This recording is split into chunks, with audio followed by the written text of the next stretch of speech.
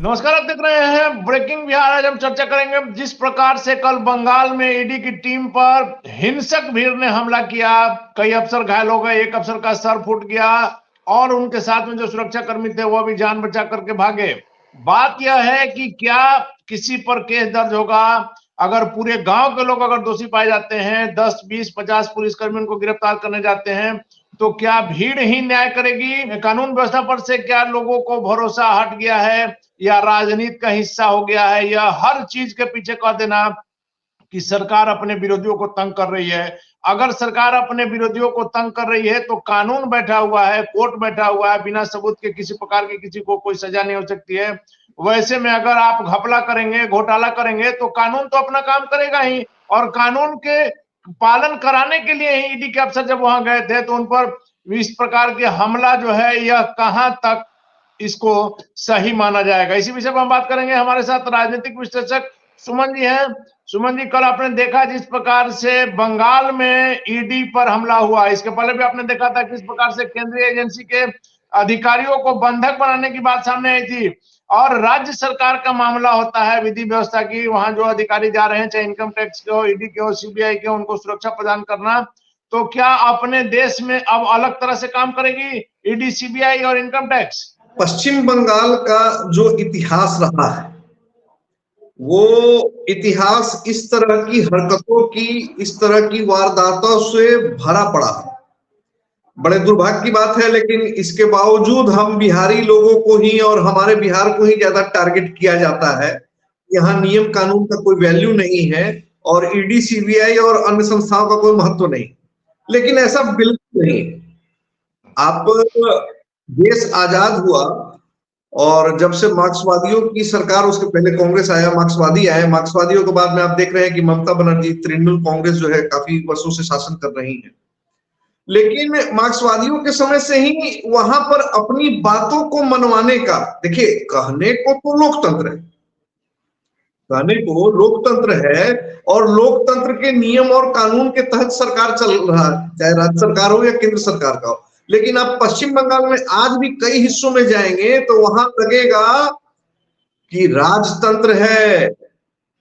माओवाद की आंधी जो चली थी वहां पर, उसके बाद से वहां की व्यवस्थाओं को जितना उलट पुलट करके रख दिया गया।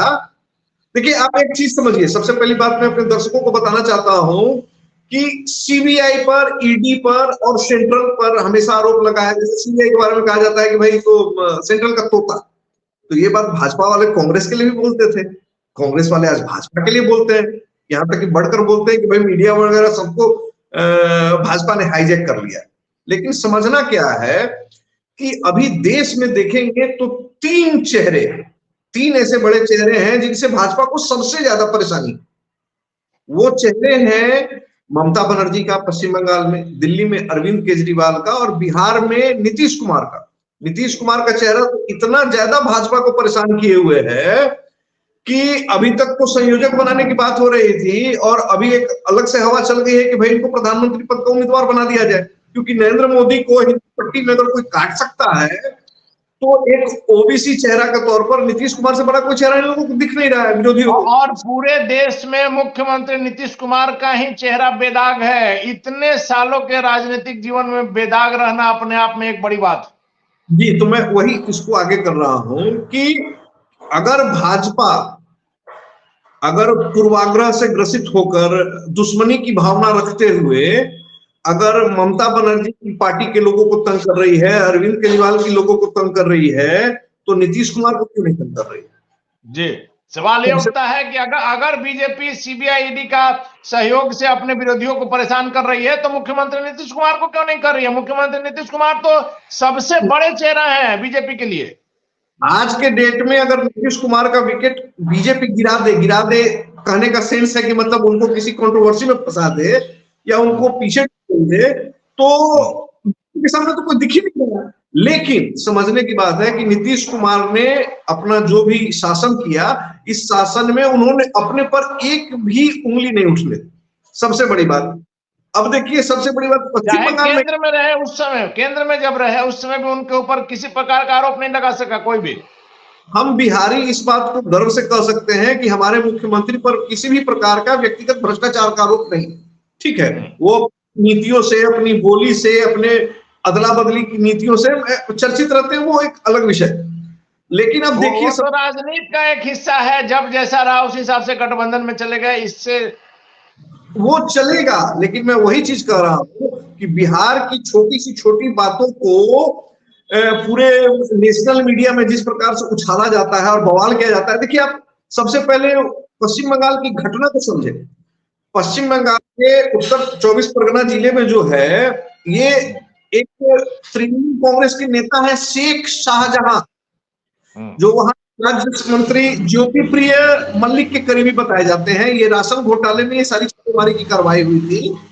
करीबन 3 ईडी अफसरों को चोटिल किया गया है, मारा पीटा गया है और उन्हें बहुत जबरदस्त चोट लगा है। अब तृणमूल कांग्रेस के नेताओं ने क्या कहना चालू किया है कि ईडी के अफसरों ने लोगों को उकसाया। अरे भैया, ईडी के अफसर लोगों को कैसे उकसा सकते हैं? देखिए, कुछ चीजें जो है कॉमन सेंस की बात है। अगर भीड़ ही सब चीज का फैसला करेगी तो कानून किस लिए है, कोई संस्था किस लिए है? आप कह रहे हैं, देखिए मैं आपको बिहार की घटना बता रहा हूं कि नवादा के एक गांव के बगीचे से 13-14 साइबर अपराधियों को पुलिस ने पकड़ा। अब पुलिस पकड़ने के लिए चला जाए, और सारे गांव के लोग मिलकर चले कि गांव के लोग पुलिस वाले पर पत्थरबाजी कर दिए, ऐसे थोड़ी चलेगा। ऐसे तो नहीं चलेगा काम। सवाल सबसे बड़ा यही है कि ये तय करने वाले ये लोग कौन है कि ईडी के अधिकारी की कार्रवाई गलत है, किसी उस व्यक्ति को टारगेट बनाकर की जा रही है। ये तय कौन करेगा? ये कोई नहीं तय करेगा, ये आम जनता तो अपना काम कर रही है। जिस पर घोटाले का आरोप है, राशन घोटाले का जिस पर आरोप है, उसको ईडी गिरफ्तार करेगी ही। आप हमला कर रहे हैं, इससे थोड़ी गिरफ्तारी रुक जाएगी। कल के डेट में पूरा फोर्स जाकर के गिरफ्तार करेगा, लेकिन आपको तो गिरफ्तार होना ही होना है। शेख शाहजहां को हालांकि गिरफ्तार कर लिया गया है, शेख शाहजहां को हालांकि गिरफ्तार कर लिया गया, लेकिन सवाल यह है कि गिरफ्तारी के क्रम में जो घटनाएं हुई, ये पश्चिम बंगाल के शासन व्यवस्था को बेनकाब करती है, उस चेहरे को बेनकाब करती है कि वहां पर भीड़ तंत्र का शासन है। भाजपा ने तो अलग ही आरोप लगा दिया कि रोहिंग्या मुसलमानों ने जो है उन पर हमला कर दिया था। देखिए, जहां पर किसी भी व्यक्ति विशेष या नेता के नाम में एक खास धर्म और विशेष का संबोधन होता है, उसके नाम से उसकी पहचान उजागर होती है, वहां तो भाजपा का तो एक अलग ही नाटक चालू हो जाता है। तो आप अगर गलत कर रहे हैं, पुलिस आपको पकड़ने जाएगी तो आप कहेंगे कि मैं फलाना जाति से हूं, इसलिए पुलिस मुझे परेशान कर रही है। गलत करके बचने का ये तरीका अपना लिया है लोगों ने। मैं इस चीज को नहीं कह रहा हूं, मैं इस चीज को कह रहा हूं कि चाहे भाजपा हो चाहे विपक्ष हो, वहां शेख शाहजहां के लोगों ने ईडी पर हमला किया, आपने उसको गिरफ्तार किया, उसके समर्थकों पर भी एफआईआर वगैरह हुई है, वो सारी प्रक्रिया लेकिन भाजपा तो फिर इसको मुद्दे को तो भुनाने का कोशिश करेगी ना। मैं इस चीज को भाजपा वाले तो फिर रोहिंग्या भाजपा को जब आप मौका दीजिएगा, तो किसी पार्टी को जब मौका दीजिएगा तो उसको बचाने का प्रयास करेगी। बिल्कुल, और ये मौका तृणमूल कांग्रेस के लोगों ने बिल्कुल दिया है। ये मौका कल इस घटना के बाद आपने देखा राज्यपाल का, पश्चिम बंगाल के महामहिम राज्यपाल का जो वक्तव्य आया, वो सीधे तौर पर राज्य सरकार की स्थिति को, कानून व्यवस्था की स्थिति को दर्शा रहा है, क्योंकि किसी भी राज्य में कानून व्यवस्था की स्थिति की जिम्मेवारी वहां के राज्य सरकार की है। सबसे बड़ी बात है कि राज्यपाल आनंद बोस जी ने जो कहा, महामहिम राज्यपाल ने जो कहा कि लोकतंत्र में इस प्रकार की हिंसा बर्दाश्त नहीं की जा सकती है, और अगर शासन व्यवस्था इसी प्रकार से चलेगा तो हमारे पास हर विकल्प खुला है। अब हर विकल्प खुला है तो तृणमूल कांग्रेस वाले लोगों ने अलग ढंग से जो है कहना चालू कर दिया। हालांकि राज्यपाल ने भी त्वरित टिप्पणी की, वो अलग विषय है। कांग्रेस के सांसद अधीर रंजन चौधरी जो है, उन्होंने तो राष्ट्रपति शासन लगाने की मांग कर दी।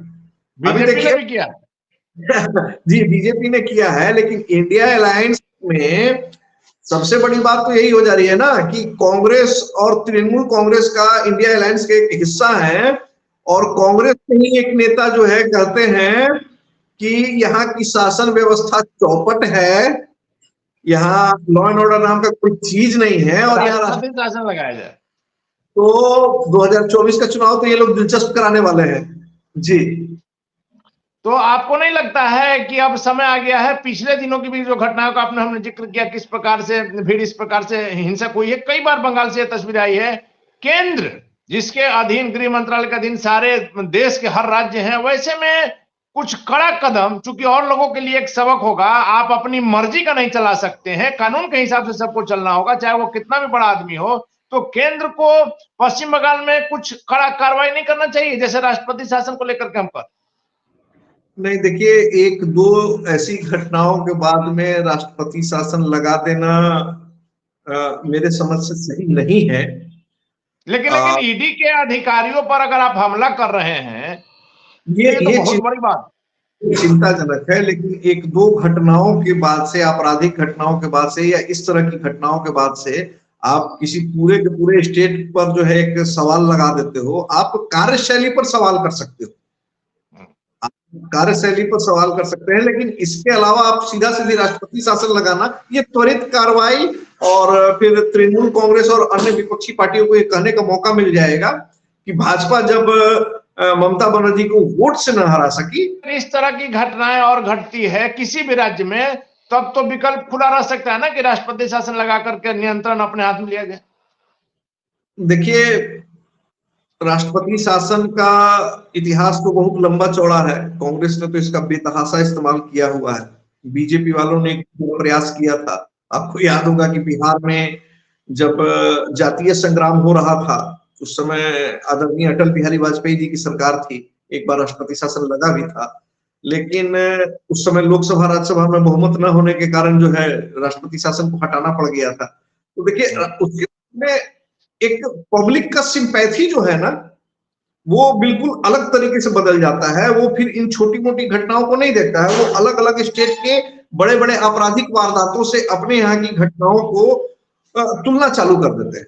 तो इस केस में क्या होता है कि जो रूलिंग पार्टी है उसको जाहिर सी बात है कि जनता का कुछ सहानुभूति भी मिल जाता है। और अभी ये सब राष्ट्रपति शासन वाली चीजें, ये सब सोचना भी बहुत हड़बड़ी और जल्दीबाजी में सोचने वाला बात है, ऐसा मुझे नहीं लगता। इंडिया गठबंधन के लिए तो फिर समस्या हो सकती है ना, जिस प्रकार से कांग्रेस ने मांग कर दिया। ममता बनर्जी के बारे में कहा भी जाता है कि पश्चिम बंगाल में कांग्रेस और तृणमूल कांग्रेस में गठबंधन नहीं हो सकता है। ये ऐसी मांगे तो हमारे बिहार में चिराग पासवान और सुशील मोदी लगभग हर सप्ताह 2-4 बार कर लिया करते हैं। बात समझ है कि केवल किसी के मांग कर देने से वो मांग पूरी हो जाए, तब तो सारा देश कटोरा लेकर खड़ा हो जाएगा, ठीक है ना, हमें ये डाल दो, हमें वो। ऐसे नहीं होता है, देश ऐसे नहीं चलता है। देश ऐसे चलता है, देश चलाने के लिए कई कठोर नियम बनाने पड़ते हैं, कई बार कड़वे घूंट भी पीने पड़ते हैं। तो ऐसे नहीं हो सकता है इतनी जल्दी। मुझे नहीं लगता है कि बीजेपी आला कमान इस तरह की कोई भी सोच अपने अंदर में रखे हुए होगा। अभी सामने लोकसभा चुनाव है, बीजेपी अभी सबसे पहले लोकसभा चुनाव 2024 को देख रहा है। इसके अलावा सारे मुद्दे जो है गौन है। अभी राम मंदिर और 2024 का चुनाव, अभी बीजेपी के लिए सिर्फ और सिर्फ सबसे बड़ा मुद्दा यही दो मुद्दा। चलिए, धन्यवाद सुमन जी इन तमाम जानकारियों के लिए। तो निश्चित तौर पर जिस प्रकार से कल पश्चिम बंगाल में घटना घटी, ईडी के अधिकारियों के साथ जो बर्ताव किया गया, जो व्यवहार किया गया, वो कहीं से भी शोभनीय नहीं कहा जा सकता है। और निश्चित तौर पर राज्यपाल का भी वक्तव्य इस ओर इशारा करता है कि वहां भी कानून व्यवस्था की स्थिति उत्पन्न हो गई है। वैसे में कुछ बड़ा कदम भी उठाया जा सकता है अगर इस तरह की घटनाएं की पुनरावृत्ति हुई थी। और जो एक और महत्वपूर्ण जो बात है कि ईडी जो सीबीआई की जो लगातार दुरुपयोग की जो खबरें सामने आती है, तो सवाल उठता है कि जब केजरीवाल, ममता बनर्जी और मुख्यमंत्री नीतीश कुमार, तमाम ये तीनों नेता खास करके बीजेपी के लिए एक बड़ी चुनौती बनकर के उभरे हैं, वैसे में मुख्यमंत्री नीतीश कुमार पर ईडी सीबीआई का दुरुपयोग क्यों नहीं बीजेपी कर रही है? अगर कानून अपना काम कर रहा है, आप गलत कर रहे हैं, कानून अपना काम करेगा तो आप इसको कह देंगे कि दुरुपयोग हो रहा है। तो यह बात यहाँ सटीक नहीं बैठ रही है, क्योंकि मुख्यमंत्री नीतीश कुमार अभी प्रधानमंत्री मोदी के लिए हिंदुस्तान में सबसे बड़े चेहरा हैं, और मुख्यमंत्री नीतीश कुमार का ऐसा कद है कि प्रधानमंत्री मोदी को टक्कर दे सकते हैं। अगर उनको इंडिया गठबंधन प्रधानमंत्री पद का उम्मीदवार घोषित कर दे तो निश्चित तौर पर प्रधानमंत्री मोदी के लिए मुसीबत पैदा हो सकती है। वैसे में जब मुख्यमंत्री नीतीश कुमार पर किसी प्रकार की कोई इल्जाम नहीं लग रहा है, कोई ईडी सीबीआई जब छापेमारी नहीं कर रही है, तो निश्चित तौर पर माना जाएगा कि आप अपने आप को बचाने के लिए ईडी सीबीआई को तोता कह रहे हैं बीजेपी का, इस बात में कहीं से कोई सच्चाई नहीं है। और पश्चिम बंगाल की जो घटना है उस पर लगातार हमारी नजर है। फिलहाल हमें दीजिए इजाजत, नमस्कार।